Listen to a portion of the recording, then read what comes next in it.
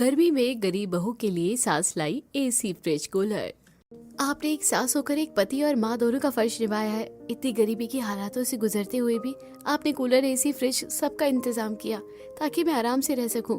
भगवान ने मुझे भले ही बेटी ना दी हो, लेकिन बहू के रूप में तुझे बेटी बनाकर भेजा है और मैं बहुत खुश हूँ। आप जैसी सास हर एक बहू को मिलनी चाहिए जो अपनी बहू को एक बेटी बनाकर रखे। दूसरी की सास होती होगी हजारों में एक, मेरी तो लाखों में एक है। आखिरकार इतनी गरीबी के दौर से गुजरने के बावजूद भी कैसे नलिनी अपनी बहू के लिए एसी, कूलर और फ्रिज जैसी महंगी चीजों का इंतजाम कर पाई थी, और पति के होते हुए भी क्यों सारी उम्मीदें पायल ने अपनी सास से पाल रखी थी। इन सभी चीजों का जवाब जानने के लिए आइए हम कहानी में शुरुआती पलों में चलते हैं। आज तो कुछ ज्यादा ही गर्मी हो रही है, सारा शरीर पसीने से लथपथ हो गया है और ऊपर से ये कमर दर्द। सही कहा था मेरी बहन ने कि प्रेगनेंसी में कमर में काफी दर्द होता है। पहले जाकर थोड़ा मुंह धो लेती हूँ, वरना कहीं पसीना खाने में न टपक जाए।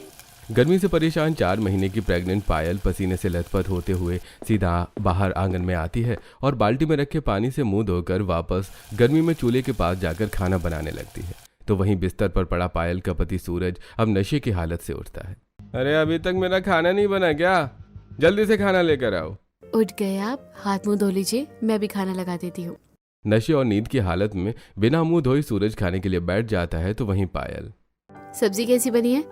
आज मैंने सारे मसाले सिल पर पीस कर डाले हैं। क्या तमाशा लगा रखा है? चैन से खाने देगी या नहीं? ऊपर से इस गर्मी ने और परेशान कर रखा है। वो तो लगेगी ही ना, बाहर का मौसम देखा है, और अब तो ये घर का पंखा भी ठीक से नहीं चलता। बार बार झाड़ू या डंडे से मारकर इसे चलाना पड़ता है। आप एक नया पंखा ले आइए ना, या कूलर। मुझे तो हद से ज्यादा गर्मी लगती है, ठीक से सो भी नहीं पाती।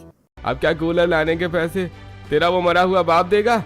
नहीं है मेरे पास कोई पैसे वगैरह।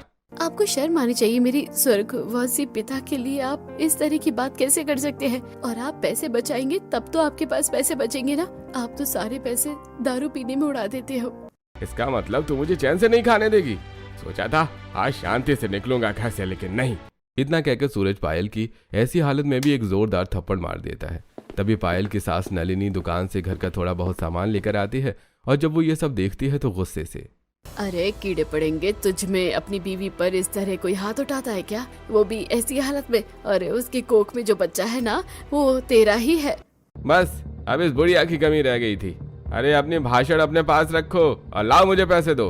दारू पीने के लिए मेरे पैसे खत्म हो गए हैं। अरे कल को जब तेरा बच्चा होगा तो कैसे भरेगा उसका पेट? और नहीं है मेरे पास कोई पैसे, निकल जाए यहाँ से। ऐसे कैसे पैसे नहीं है? ये सामान लाने के लिए पैसे थे, लेकिन मेरी दारू के लिए पैसे नहीं है। सूरज नलिनी के हाथ से बटुआ छीनता है और उसमें से जबरदस्ती पैसे लेकर सीधा ठेके पर दारू पीने के लिए चला जाता है। तो वहीं नलिनी अपनी बहू पायल को संभालती है और उसे पीने के लिए पानी देती है। मुझे माफ कर दे, पता नहीं मुझसे ऐसे कौन से पाप हुए थे जो आज मुझे ये सब देखना पड़ रहा है। तू तो जानती है कि शादी से पहले ये बिल्कुल भी ऐसा नहीं था। पता नहीं कहाँ से इतनी गंदी लत लग गई है। माँ जी, आप क्यों माफी मांग रही हो? इसमें ना तो आपकी गलती है और ना ही उनकी कोई गलती है। बार बार गरीबी की ठोकर खाकर इंसान कभी ना कभी तो गलत रास्ता पकड़ ही लेता है। पायल 4 महीने की गर्भवती थी। तो वहीं सूरज इस समय पर काम धंधा करके पैसे कमाने की बजाय दिन रात दारू पीकर इधर से उधर घूमता रहता। तो वहीं नलिनी अपना और अपनी गर्भवती बहू का पेट पालने के लिए लोगों के यहाँ मजदूरी करने लगती है। इसी तरह अब कुछ दिन गुजर जाते हैं। दिन पर दिन गर्मी भी काफी बढ़ती जा रही थी, जिससे अब पायल को रात में सोने में भी काफी दिक्कत होती है। माँ जी, बिल्कुल भी नींद नहीं आ रही है, बस घबराहट, बेचैनी सी हो रही है। जी से घबरा रहा है, ऐसा लग रहा है कि जैसे उल्टी हो जाएगी। इस बाबा आदम जमाने के पंखे से तो फूंक से भी कम हवा निकलती है। जब मेरी यही हालत है तो बहू तेरी तो मैं समझ सकती हूँ। आज थोड़ी देर बाहर आंगन में चलकर बैठते हैं, ताजी हवा लगेगी तो तुझे अच्छा लगेगा। नलिनी पायल को आंगन में ले जाती है और कुछ देर के लिए दोनों सास बहू बाहर की ठंडी हवा में बैठकर सुकून पाते हैं। इसी तरह अब कुछ दिन गुजर जाते हैं। शाम का वक्त होता है। नलिनी और पायल बाहर आंगन में बैठी होती हैं। तभी वो देखती हैं कि पड़ोस में रहने वाली शांति के घर नया एसी आया है। माँ जी, लगता है ये लोग नया एसी लगवा रहे हैं। अब तो ये लोग एसी की ठंडी ठंडी हवा में सोएंगे। मैंने सुना है कि एसी की ठंडी हवा में बड़ी सुकून भरी नींद आती है।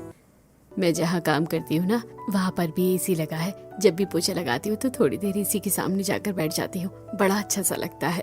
एसी की ठंडी हवा को लेकर दोनों सास बहू के बीच बातें चल ही रही होती हैं कि तभी नलिनी देखती है कि शांति अपने घर से अपना पुराना कूलर बाहर निकालकर आंगन में रख रही है।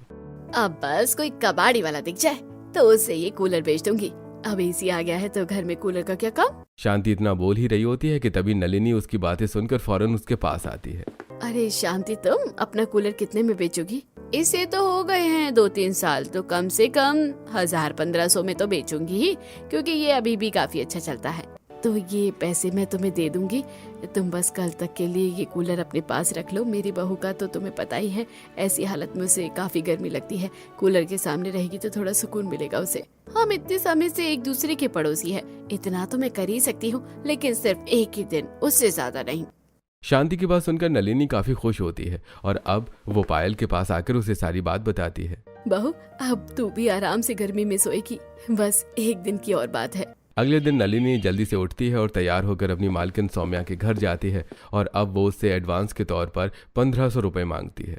तुम आजकल कुछ ज्यादा ही एडवांस नहीं मांग रही हो? अब ये तुम्हारी अगले महीने की तनख्वाह से काट लिया जाएगा। लो पकड़ो, अब 2 महीने से पहले आ मत जाना मेरे पास एडवांस लेने। मालकिन, आप नहीं जानती मुझे इन पैसों की कितनी जरूरत है।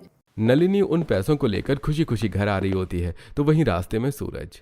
दारू वाले ने भी दारू देने से मना कर दिया, ऊपर से 10,000 का बिल भी बना दिया है। बिना दारू के तो दिन काटेगा नहीं, अब क्या करूं। सूरज शराब के पैसों के लिए काफी ज्यादा परेशान हो रहा था कि तभी उसे सामने रास्ते से आती अपनी माँ दिखती है, जिसे देखकर सूरज अपनी माँ के पास आता है।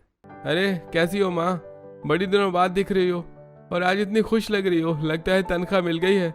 दो मुझे भी कुछ पैसे। तनख्वाह नहीं मिली है मुझे, और ना ही मेरे पास तेरी शराब के लिए पैसा है, समझा? अब जा यहाँ से। अरे अब अपने बेटे से भी झूठ बोलोगी? इतना कहकर सूरज अपनी माँ के पास से वो 1500 रुपए लेकर वहां से चला जाता है और बेचारी नलिनी कुछ नहीं कर पाती। घर आकर नलिनी अपनी बहू के सामने रोती है। मुझे माफ कर दे, सोचा था आज मैं तेरे लिए कूलर ले आऊंगी, लेकिन नहीं ला सकी। कोई बात नहीं माँ जी, आप कोशिश तो कर ही रही है ना, आज नहीं तो कल आप जरूर वो सब कर पाएंगी जो आपने सोचा था। अगले दिन जब नलिनी पैसे लेकर नहीं आती तो शांति उस कूलर को कबाड़ी वाले को बेच देती है। उस कूलर को अपनी आंखों के सामने जाता देखकर नलिनी, अगर आज मेरे पास पैसे होते तो ये कूलर मेरे घर आता, ना कि इस तरह कबाड़ में जाता। पता नहीं क्या लिखा है मेरी बहू की किस्मत में। ऐसे ही समय गुजर रहा था। पायल आंगन में बैठकर सब्जियां साफ कर रही थी कि तभी नलिनी काम करके घर आती है और देखती है। अरे बहू, तू कहीं बाहर नहीं गई? डॉक्टर ने कहा था ना कि ऐसी हालत में थोड़ा चलना फिरना है, और तू है कि बस पूरा दिन घर में बैठी रहती है। माँ जी, अकेले जाने का मन ही नहीं करता। अरे तो अब मैं आ ही गई हूँ ना, चल साथ में चलते हैं, खाना तो बनता रहेगा। नलिनी पायल को लेकर सीधा एक पार्क की तरफ जाती है कि तभी सामने नलिनी की नजर अपनी बहन आशा पर जाती है, जो अपनी बहू काजल के साथ कुछ सामान लेकर उस पार्क में घूम रही होती है। ये देखकर नलिनी पायल को लेकर सीधा आशा के पास जाती है। अरे आशा, कैसी हो तुम? और काजल बेटा, अब ठीक है तुम्हारी तबीयत? मेरी बहू की तबीयत बिल्कुल ठीक है, बस इसे अभी ये ड्राई फ्रूट्स जूस वगैरह दिलवा कर ला रही थी। देखिए ना मौसी जी, मम्मी जी को तो बस मुझ पर खर्चा करने का बहाना चाहिए। अरे अभी तो मेरा पहला ही महीना है और ये मेरा कितना ख्याल रख रही हैं। रखूंगी भी कैसे नहीं, एक तो मेरी बहू पेट से है, ऊपर से इकलौती बहू है। मेरा बस चले ना तो मैं तो अपनी बहू को जमीन पर पैर ना रखने दूं। एक तरफ आशा की बहू काजल है जो इतनी खुश है और आशा उसे क्या क्या ला कर दे रही है, और दूसरी तरफ मेरी बहू है जो ऐसी हालत में भी मुझसे कभी कुछ नहीं मांगती। कितनी समझदार है मेरी बहू, वरना ऐसी हालत में लड़कियां चिड़चिड़ी हो जाती हैं और पता नहीं क्या क्या मांगती हैं। लेकिन मेरी बहू को देखो। काजल को देखकर नलिनी को अपनी बहू के लिए काफी बुरा लगता है, लेकिन वो बेचारी कर ही क्या सकती थी। इसी तरह अब दिन गुजरते हैं और अब गर्मी भी काफी ज्यादा बढ़ चुकी थी। तो वहीं सूरज के पास एक पैसा भी नहीं कमाने पर अब सारी जिम्मेदारी नलिनी पर थी और बढ़ते खर्चों के चलते उनके घर की हालत भी खराब होने लगी थी।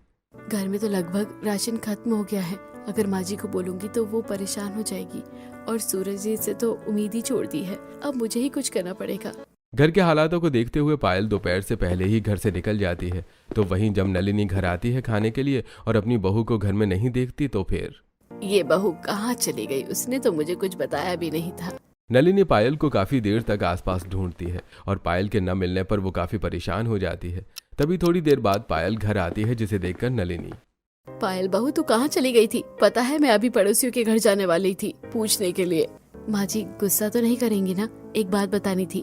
मैं जानती हूँ आप इस वक्त घर के लिए बहुत कुछ कर रही हैं, लेकिन महंगाई के चलते सारी चीज ठीक से तो नहीं हो पा रही हैं। यही पास में एक फैक्ट्री है, वहाँ मुझे सामान पैकिंग का काम मिला है। महीने के 8,000 मिलेंगे, तो मैं वहाँ नौकरी के लिए सोच रही थी। बहू, मैं जानती हूँ कि मेरी इन बूढ़ी हड्डियों में इतनी ताकत नहीं है जो ज्यादा पैसा कमा सके, लेकिन मैं फिर भी घर चला रही हूँ ना। और तूने सोच भी कैसे लिया कि तुझे ऐसी हालत में मैं नौकरी करने दूंगी? भूल गई डॉक्टर ने क्या कहा था? तेरी डिलीवरी के समय दिक्कतें हो सकती है, लेकिन तुझे ज्यादा से ज्यादा आराम करना है। लेकिन माँ जी, पैकिंग के काम पर ज्यादा मेहनत थोड़ी ना है। मैंने कहा ना कि तू नौकरी नहीं करेगी। अगर तू मुझे अपना कुछ भी मानती है तो बस नौकरी की जिद छोड़ दे। नलिनी के कहने पर पायल अब नौकरी की जिद छोड़ देती है और इसी तरह अब दिन गुजरने लगते हैं। इतने दिनों के साथ साथ अब गर्मी भी काफी ज्यादा बढ़ चुकी थी। बहू, आज मैंने तेरे लिए सूजी का हलवा बनाया है, खाकर बता कैसा बना है। पता है, जब सूरज मेरे पेट में था ना, तो मुझे तो आए दिन सूजी का हलवा खाने का मन करता रहता था। मेरी सास तो हलवा बना बना कर परेशान हो जाती थी। मीठा खाने का तो मेरा भी बड़ा मन कर रहा है। अच्छा हुआ आपने हलवा बना दिया। पायल जैसे ही हलवे का पहला निवाला खाती है तो गर्मी की वजह से उसका जी घबराने लगता है और वो फौरन उल्टी कर देती है। जल्दी से पानी दीजिए, दिल बहुत घबरा रहा है। और ठंडा पानी दीजिएगा। मटके का पानी तो खत्म हो गया है और बाल्टी में भी पानी नहीं है। मैं अभी पड़ोसी से पानी लेकर आती हूँ। नलिनी जल्दी से अपनी पड़ोसन श्रुति के घर आती है और जब वो उसे एक बोतल ठंडा पानी मांगती है तो ये लो, लेकिन आए दिन का नहीं चलेगा। बार बार आ जाती हो पानी लेने के लिए। अरे ये फ्रिज हमने अपने लिए लिया था, ना कि पड़ोसियों के लिए। श्रुति की ऐसी बातें सुनकर नलिनी को काफी बुरा लगता है। तो वहीं जब नलिनी पायल को पानी लाकर देती है तो उसे पीकर पायल थोड़ी रिलैक्स होती है। मुझे ठंडा पानी नहीं मांगना चाहिए था। मैं जानती हूँ श्रुति ने फिर आपको ताने दिए होंगे, लेकिन उस वक्त हालात काफी खराब हो गई थी। क्या करती मैं? नलिनी इस वक्त अपने आप को काफी ज्यादा बेबस महसूस कर रही थी। वो अपनी बहू के लिए ठंडा पानी का इंतजाम तक नहीं कर पा रही थी। तो वहीं हर रोज उस मरे हुए पंखे को डंडे और झाड़ू से चला चलाकर नलिनी काफी परेशान हो गई थी। और आज जब वो पंखा देखने के लिए दुकान से एक लड़के को बुलाती है तो बेटा देख लो ना, क्या पता सही हो जाए। आंटी, ये 25 साल पुराना पंखा है और कितने साल चलाओगे इसे? मैं तो कह रहा हूँ कोई सस्ते में नया पंखा ले लो। जो पहले पायल को थोड़ी बहुत उस पंखे की हवा लग रही थी, अब वो भी उसके नसीब में नहीं थी। इसी तरह अब 2-4 दिन गुजर जाते हैं। काम से घर लौटते हुए रास्ते में नलिनी को एक नौकरी का पर्चा मिलता है, जिसे देखकर नलिनी कंपनी तो यहीं पास में है और काफी बड़ी है। बस यहाँ झाड़ू पोछा लगाना है। अच्छे खासे पैसे मिल रहे हैं। बस ऐसे ही 2 नौकरी और लग जाए ना तो फिर तो सही है। नलिनी अब उस कंपनी में नौकरी के लिए जाती है और उसे झाड़ू पोछे की नौकरी मिल जाती है। तो वहीं आज जब हफ्ते बाद सूरज घर आता है तो नलिनी उससे बात करती है। कब तक शराब में खुद को डुबो देगा? और तेरी पत्नी पेट से है और कुछ महीनों बाद उसकी डिलीवरी हो जाएगी। 6वां महीना लगने को आ गया है। उसका कुछ तो ख्याल रख। घर में कदम रखता नहीं है कि आप लोगों की ये चेचे पे शुरू हो जाती है। तुझसे बोलना ही बेकार है। तू इस घर में आता ही क्यों है? बाहर क्यों नहीं रहता? तुझे देखकर मेरा खून खौल उठता है। नलिनी अपने बेटे को भर भर कर सुनाने लगती है। और अब ऐसे ही कुछ दिन गुजर जाते हैं। हर रोज की तरह नलिनी ऑफिस में झाड़ू लगा रही होती है कि तभी वो देखती है, इस फ्रिज को ले जाकर मैं नीचे रखवा देते हैं। थोड़ी देर में वो आदमी आएगा और उसे ले जाएगा और नया फ्रिज दोपहर तक इंस्टॉल हो जाएगा। ऑफिस वाली किचन में रखे पुराने फ्रिज को निकाल कर नया बड़ा फ्रिज इंस्टॉल कर रहे होते हैं। जब नलिनी ये देखती है तो ये फ्रिज तो बिल्कुल अच्छे से काम करता है। आप इसे बेच रहे हैं क्या? हमें बड़ा फ्रिज चाहिए और ये काफी छोटा है। तो इसे मैं ले जा सकती हूँ क्या? इसकी जो पैसे आप मेरी तनख्वाह से काट लीजिएगा। मेरी बहू पेट से है और गर्मी से उसकी हालत खराब रहती है। फ्रिज का ठंडा पानी पिएगी तो थोड़ा सुकून रहेगा। हमें कोई दिक्कत नहीं है। मैं लड़का भेजकर इसे आपके घर पर रखवा देता हूँ। अपनी बहू के लिए नलिनी की इतनी फिक्र देखकर आसपास ऑफिस की कुछ फीमेल कलीग, यार ये अपनी बहू के लिए कितना सोच रही है ना। और एक हमारी सास है, काश मुझे भी ऐसी सास मिलती। थोड़ी देर में एक आदमी वो फ्रिज लेकर नलिनी के घर आ जाता है, जिसके बाद अब नलिनी और पायल मिलकर उस फ्रिज की सफाई करते हैं। और जब नलिनी उसे फ्रिज को ऑन करती है तो थोड़ी देर बाद उसमें से काफी ठंडी ठंडी हवा आने लगती है। इसमें से तो बिल्कुल एसी की तरह ठंडी हवा फेंक रहा है। ये तो कुछ नहीं है बहू, जब इसके अंदर का हम ठंडा पानी पियेंगे ना तो और सुकून मिलेगा। नलिनी फ्रिज में ठंडा होने के लिए पानी रख देती है और थोड़ी देर बाद जब पायल फ्रिज का ठंडा पानी पीती है तो अपने घर का ठंडा पानी तो बहुत सुकून दे रहा है। अब तो मैं इसी ठंडे पानी से रोज मुंह धोया करूंगी। पायल को इतना खुश देखकर नलिनी भी काफी ज्यादा खुश होती है और इसी तरह कुछ दिन और गुजर जाते हैं। बिना पंखे के इस गर्मी में पायल का उठना बैठना सोना सब कुछ दुश्वार हो गया था। माँ जी, बहुत ज्यादा बेचैनी हो रही है, बिल्कुल भी नहीं सोया जा रहा, घबराहट होने को लगी है। गर्मी के कारण पायल बार बार करवट बदलने लगती है और अब आखिर में परेशान होकर पायल फ्रिज का दरवाजा खोलकर उसके सामने बैठ जाती है। कितनी ठंडी ठंडी हवा है ना इसकी, सामने से मेरा तो हटने का मन ही नहीं कर रहा था। थोड़ी देर और बैठ जाती हूँ। फ्रिज से निकल रही ठंडी हवा से पायल को थोड़ा सुकून मिल रहा होता है कि तभी अचानक से लाइट चली जाती है, जिससे दोबारा पायल को गर्मी लगने लगती है। तो वहीं अपनी बहू को इतना परेशान देखकर नलिनी, बेचारी मेरी बहू पता नहीं कब तक ये सब बर्दाश्त करती रहेगी। सिर्फ ठंडा पानी पीकर थोड़ी ना इसकी गर्मी कम होगी, ऊपर से हर महीने मेरी तनख्वाह से फ्रिज के भी पैसे कटते रहेंगे, वरना किस्त पर एक कूलर ही ले लेते। ऐसे ही अब हफ्ता भर बीत जाता है। ऑफिस से काम खत्म करके नलिनी घर लौट रही होती है कि तभी रास्ते में उसे कूलर रिपेयरिंग की दुकान मिलती है। अरे भाई, मैं तो परेशान हो गया हूँ इस कूलर को यहाँ रखे रखे। 4 महीने हो गए लेकिन इसका मालिक अभी तक नहीं आया। मोहन, इसके अंदर से सभी पार्ट्स निकाल कर बाकी के कबाड़ी वाले को बेच दो। उस दुकान वाले की बात सुनकर नलिनी अब उसके पास आती है और उस कूलर को देखते हुए, अरे भाई साहब, ये कूलर आप बेच रहे हैं क्या? अरे बेचूंगा नहीं तो और क्या करूं। 4 महीने पहले आया था ये यहाँ और अभी तक इसका मालिक इसे लेने ही नहीं आया। बेफालतू में जगह घेर कर बैठा रहता है, इसलिए इसे आज बेच रहा हूँ। आप इसे कितने का बेचेंगे? कूलर चलता बिल्कुल ठीक है लेकिन थोड़ा छोटा है और पुराना भी हो गया है, तो कम से कम 2000 रुपए तो लूंगा ही। मेरे पास इस वक्त 500 रुपए हैं, आप 500 रख लीजिए, बाकी के पैसे मैं आपको सोमवार तक दे दूंगी। मुझे इस वक्त कूलर की बहुत जरूरत है और मेरे पास इतने पैसे नहीं है कि मैं दुकान से नया कूलर ले सकूं। भगवान के लिए पैसे अपने पास रख लीजिए, मैं अगले सोमवार तक पक्का पूरे पैसे दे दूंगी। ठीक है, लेकिन ज्यादा दिन मत लगाना, सोमवार तक दे जाना पैसे, वरना मंगल को आकर अपने 500 रुपए वापस ले लेना। नलिनी 500 रुपए देकर वो कूलर रखवा तो देती है, लेकिन अब बाकी पैसों के लिए उसे चिंता होने लगती है। मालकिन ने तो 2 महीने से पहले ही पैसे मांगने के लिए मना किया था और अभी तो ऑफिस से भी नहीं मांग सकती। आस पड़ोस में भी कोई नहीं है जो मुझे पैसे दे सके, अब क्या करूं? ऐसे ही 3 दिन गुजर जाते हैं और इसी बात को सोचते हुए नलिनी ऑफिस की तरफ जा रही होती है कि तभी उसे, इसी तरह रोज समय पर आकर झाड़ू लगा देना, यहाँ की हफ्ते में मैं दे दूंगी तुम्हें 2000, ठीक है? आप सड़क पर झाड़ू लगाने के हफ्ते के 2000 देते हो? हाँ, क्यों, तुम्हें भी ये काम करना है क्या? वैसे ये काम है तो सही, 4-5 दिन काम करके 2000 मिल जाएंगे तो मैं उस कूलर वाले को दे दूंगी और फिर मेरी बहू आराम से उस कूलर की ठंडी हवा में सोएगी। अरे कुछ भी बोलेगी या यहीं खड़ी रहेगी? बस मुझे करना है ये काम, ठीक है? सुबह 5 से 8 बजे के बीच तुम्हें उस चौराहे वाली सड़क पर अच्छे से झाड़ू लगानी है और आसपास की गलियों को भी अच्छे से साफ रखना है। अगले दिन होते ही नलिनी सुबह सुबह उठती है और अपनी बहू से मंदिर जाने का बहाना करके सड़कों और गलियों पर झाड़ू लगाने लगती है। तकरीबन 4 से 5 दिन झाड़ू लगाने के बाद आज नलिनी को उसके 2000 रुपए मिल जाते हैं, जिसे लेकर वो सीधा उस कूलर वाले के पास जाती है। अरे एक दिन लेट आई हो लेकिन कोई बात नहीं, ये लो अपना कूलर। दुकान पर काम कर रहे मोहन की मदद से वो कूलर सीधा घर लेकर आ जाती है और देखती है कि उसकी बहू इस वक्त सो रही है। अच्छा है, बहू सो रही है, उसके उठने से पहले कूलर में पानी भर के चला देती हूँ। अब नलिनी जल्दी से कूलर का ढक्कन खोलती है और उसके अंदर पानी डालकर बटन चालू कर देती है, जिससे अब कूलर के अंदर से ठंडी ठंडी हवा निकलने लगती है। तो वहीं पसीने से लथपथ होकर सो रही पायल को जब एकदम से ठंडी ठंडी हवा महसूस होने लगती है तो, अरे ये अचानक से इतनी ठंडी ठंडी हवा कहाँ से लग रही है? मुझे ऐसा लग रहा है कि किसी ने कूलर चालू कर दिया है। नींद में काफी अच्छा लगने लगता है। तो वहीं पायल जैसे ही आंख खोलकर उठती है तो देखती है कि सच में उसके पीछे कूलर है, जिसमें से वही ठंडी ठंडी हवा आ रही है। तो वहीं उस कूलर के बगल में उसकी सास नलिनी बैठी है, जिसे देखकर पायल, इसका मतलब ये कूलर आप लेकर आई हैं? हाँ, मैं तेरे लिए लेकर आई हूँ। तू गर्मी में ठीक से सो नहीं पाती थी ना, इसलिए अब तुझे सुकून की नींद आएगी। माँ जी, आप कितनी अच्छी है, कितना ख्याल रखती हैं। बहुत खुशनसीब हूँ कि मुझे ऐसी सास मिली है। पायल भावुक होकर अपनी सास के गले लग जाती है और अब दोनों सास बहू आराम से कूलर की ठंडी हवा के सामने बैठकर खाना खाती हैं। इसी तरह कुछ दिन गुजरते हैं। घर का काम निपटाकर आज पायल थोड़ी देर के लिए मंदिर आई होती है, जहाँ उसे उसकी पड़ोसन कोमल मिलती है। अरे पायल, क्या तुम्हारे घर की हालत कुछ ज्यादा ही खराब हो गई है? अगर ऐसा है तो मुझे बता दो, मैं थोड़े पैसे भेज दूंगी।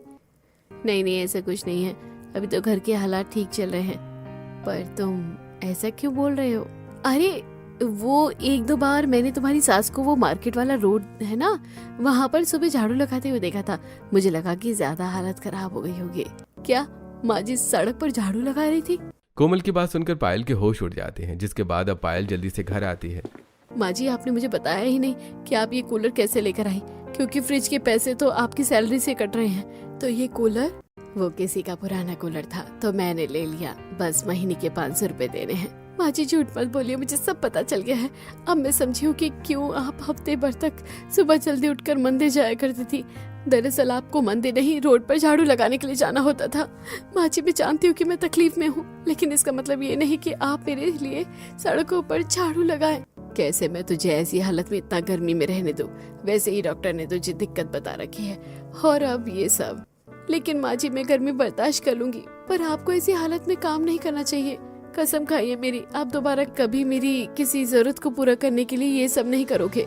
ठीक है बहू, मैं आज के बाद ऐसा कुछ भी नहीं करूंगी जिससे तुम्हें तकलीफ हो, लेकिन तू अपनी कसम मत दे मुझे। नलिनी और पायल का रिश्ता भले ही एक सास बहू का था, लेकिन दोनों बिल्कुल एक माँ बेटी की तरह एक दूसरे के साथ रहा करती थी। माँ जी देखिए ना, मेरे पैरों में कितनी सूजन आ गई है, ठीक से चला भी नहीं जा रहा। कहीं मुझे कुछ और। ज्यादा मत सोच, ऐसी हालत में पैरों की सूजन बढ़ जाती है।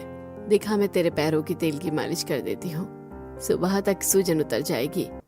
नहीं माँ जी, आपके पैरों की मालिश करने का तो फर्ज हमारा बनता है, और आप मेरे पैरों की मालिश करने की बात कर रहे हैं? रहने दीजिए। कैसी बात कर रही है तू? तू तो मेरी बेटी है, और क्या एक माँ अपनी बेटी के पैरों की मालिश नहीं कर सकती? इतना कहकर नलिनी अब थोड़ा सा तेल गरम करती है और पायल के पैरों की मालिश करने लगती है। पायल और नलिनी के बीच का इतना प्यार देखकर आस पड़ोस के लोग भी उनकी काफी तारीफ किया करते थे। इन दोनों सास बहू के बीच में प्यार तो बहुत है, देखकर लगता नहीं कि कभी कभी ये दोनों सास बहू हैं। पता है, अपनी बहू के लिए पहले ये फ्रिज लेकर आई और उसके बाद कूलर। बेटा तुम तो एक नंबर के निकम्मे निकले, लेकिन एक सास होकर इसने इतना कुछ किया है अपनी बहू के लिए। मेरे घर में तो आए दिन इनकी ही बातें चलती रहती हैं। दोनों सास बहू की जोड़ी काफी बढ़िया है। इसी तरह अब कुछ दिन गुजर जाते हैं और आज नलिनी ने घर में अपनी बहू के लिए बेसन के लड्डू बनाए होते हैं, जिसे देखकर पायल काफी खुश होती है। मुझे बेसन के लड्डू बहुत पसंद है और मेरा कब से मन कर रहा था खाने का, लेकिन बाजार के लड्डू मुझे अच्छे नहीं लगते। मैंने इसलिए घर में बना दिया। ऐसी हालत में तो वैसे ड्राई फ्रूट्स के लड्डू खाने चाहिए, लेकिन अभी मेरे पास इतने पैसे नहीं हैं और गर्मी भी काफी ज्यादा है। चल अब इसे खाकर बता कैसी बनी है। ये तो बहुत टेस्टी है। ऐसी कुछ समय और गुजर जाता है। कूलर और फ्रिज के ठंडे पानी की मदद से पायल को थोड़ी बहुत गर्मी से छुटकारा तो मिल गया था, लेकिन अब जैसे जैसे पायल के दिन चढ़ रहे थे, गर्मी भी अपनी चरम सीमा पर पहुंच चुकी थी। बाहर 50 डिग्री सेल्सियस होने की वजह से अब इस कूलर से भी पायल को बिल्कुल भी आराम नहीं मिल रहा था। हे भगवान, बहू तू ठीक तो है? सुबह चौथी बार उल्टी करी है तूने। अरे अब तू क्या बस देखता ही रहेगा कि जल्दी से डॉक्टर को भी लेकर आएगा? ऐसी हालत में तो उल्टियाँ होती रहती हैं। अब क्या इसके लिए मैं अलग से डॉक्टर भी लेकर आऊं? निकल जा मेरी आंखों के सामने से, वरना एक माँ के हाथों अपनी औलाद का खून होता हुआ अच्छा नहीं लगेगा। नफरत सी होने लग गई है मुझे तेरी हरकतों से। अपनी माँ की बात सुनकर सूरज वहां से गुस्से से चला जाता है। तो वहीं अगले दिन नलिनी पायल को डॉक्टर के पास लेकर जाती है। अब तो पीने के लिए घर में ठंडा पानी और हवा के लिए कूलर, तो क्यों मेरी बहू की हालत ऐसी हो रही है? आप देख रही हैं कि मैंने अपने छोटे से केबिन में दो एसी लगा रखे हैं। बाहर टेम्परेचर देखा है आपने कितना ज्यादा बढ़ गया है। ऐसी हालत में तो इन्हें एसी में ही रहना पड़ेगा। जिसने कूलर और फ्रिज का इंतजाम इतनी मुश्किल से किया हो, अब उसके लिए एसी का इंतजाम करना बिल्कुल नामुमकिन सा हो गया था। लेकिन फिर भी नलिनी कोशिश में लगी थी और अब वो इतने सारे कामों के साथ साथ बच्चों के प्ले स्कूल में खाना बनाने का काम भी शुरू कर देती है, जिससे अब उसकी तबीयत भी खराब होने लगती है। मेरी सास कितनी मेहनत कर रही है। हे भगवान, अब आप अपना चमत्कार दिखाओ। कब तक ये सब मेरी सास अकेले ही करती रहेगी?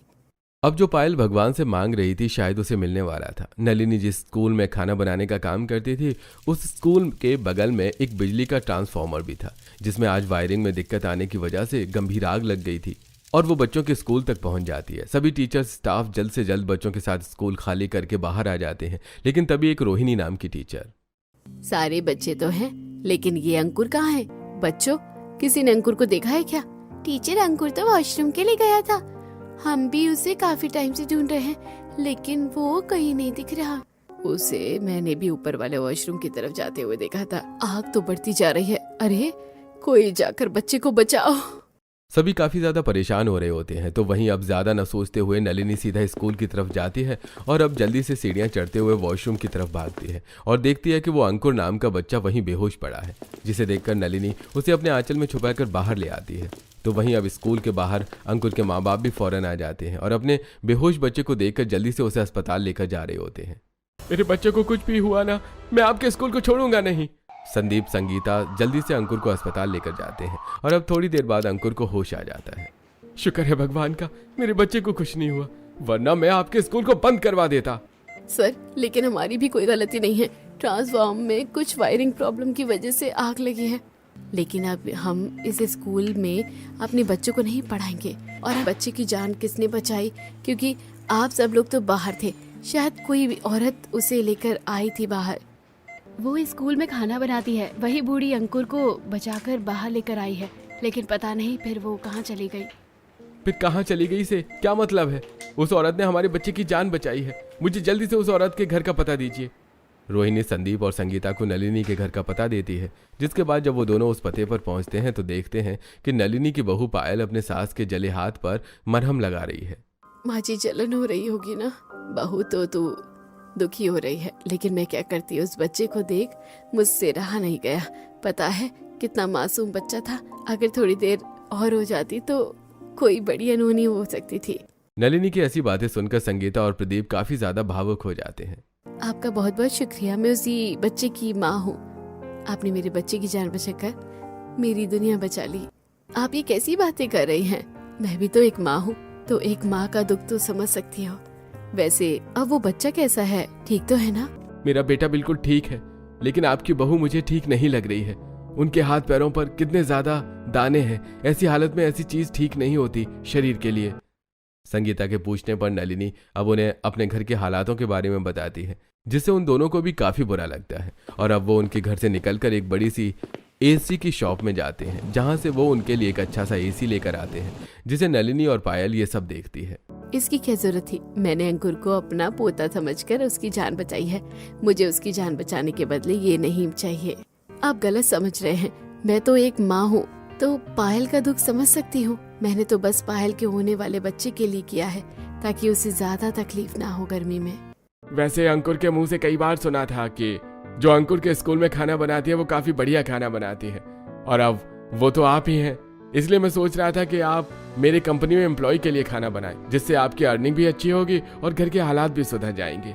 अरे क्यों नहीं, मैं तो बस अपनी बहू को हर खुशियाँ देना चाहती हूँ, चाहे इसके लिए मुझे कितनी देर मेहनत क्यों न करनी पड़े। अपनी सास की बातें सुनकर पायल की आंखें भर आती हैं और अब वो भावुक होकर, आप इतनी मेहनत करके मेरे लिए सबसे पहले फ्रिज लाई और कूलर लाई, फिर कूलर, और अब आपकी वजह से ये एसी भी आया है। जो चीज सूरज को करनी चाहिए थी वो चीज आपने मेरे लिए की है। मैं तो चाहकर भी आपका ये एहसान नहीं भूल पाऊंगी। मेरे हालातों को देखते हुए आप गर्मी में मेरे लिए वो हर चीज लाए जो नामुमकिन थी, और एक माँ अपनी औलाद को परेशानी में देखते हुए उसके लिए कुछ भी नहीं कर सकती। एक माँ और बेटे का प्यार तो मैंने देखा था, लेकिन एक सास और बहू के बीच का इतना गहरा रिश्ता और प्यार मैं पहली बार देख रहा हूँ। नलिनी अब सारे छोटे मोटे काम छोड़कर संदीप की कंपनी में उसके एम्प्लॉयज के लिए खाना बनाती है, जिससे वो काफी अच्छे पैसे कमा लेती है। इसी तरह दिन गुजरते हैं और पायल की डिलीवरी का समय आ जाता है, जहां वो एक साथ 2 जुड़वा बच्चों को जन्म देती है, जिससे कि खुशी का तो कोई ठिकाना ही नहीं रहता कि तभी वहां सूरज भी आ जाता है। लेकिन इससे पहले सूरज बच्चों को छुए नलिनी उसका हाथ पकड़ लेती है। कोई जरूरत नहीं है इन बच्चों को हाथ लगाने की, इन पर तेरा कोई हक नहीं बनता है। ये आप कैसी बातें कर रही हैं? इनका बाप हूँ मैं, सबसे पहले तो हक इन पर मेरा ही बनता है। अच्छा, अब याद आया आपको कि आप एक बाप भी हैं? तब तो याद नहीं आया जब मैं गर्मी से परेशान रहती थी, सो नहीं पाती थी, उल्टियाँ करती थी, मरने जैसी हालत हो गई थी मेरी। ऐसी हालत में मुझे छोड़कर दिन रात बस पीते थे। एक माँ जी थी जिन्होंने एक माँ बनकर मेरा ख्याल रखा। इतने बुढ़ापे में भी उन्होंने काम किया और मेरे लिए कूलर, एसी, फ्रिज सब कुछ लेकर आई। जो आपका फर्ज ये वो माँ जी ने निभाया। अब तू एक बाप होने का हक खो चुका है। निकल जा हमारी जिंदगी से, कभी वापस मत आना। नलिनी के मुंह से ऐसी बातें सुनकर आज सूरज को अपने किए पर पछतावा होता है और वो हाथ जोड़कर माफी मांगने लगता है। मुझे माफ कर दीजिए, मुझसे सच में बहुत बड़ी गलती हो गई। मुझे एक मौका दीजिए बस अपनी गलती सुधारने का। तो इसके लिए आपको नया नशा मुक्ति केंद्र जाना पड़ेगा। जब तक आप अपनी ये पुरानी आदतें छोड़ नहीं देते तब तक आपका हम पर और इन बच्चों पर कोई हक नहीं है। सूरज अब हर हाल में अपने परिवार के साथ रहना चाहता था, इसलिए वो नशा मुक्ति केंद्र जाने के लिए तैयार हो जाता है और वहाँ कुछ महीने रहकर सूरज पूरी तरह से बदल जाता है और अब अपनी माँ, बच्चों और बीवी के लिए दिन रात मेहनत करके उनका ख्याल रखता है और अब पूरा परिवार एक साथ हंसी खुशी रहता है।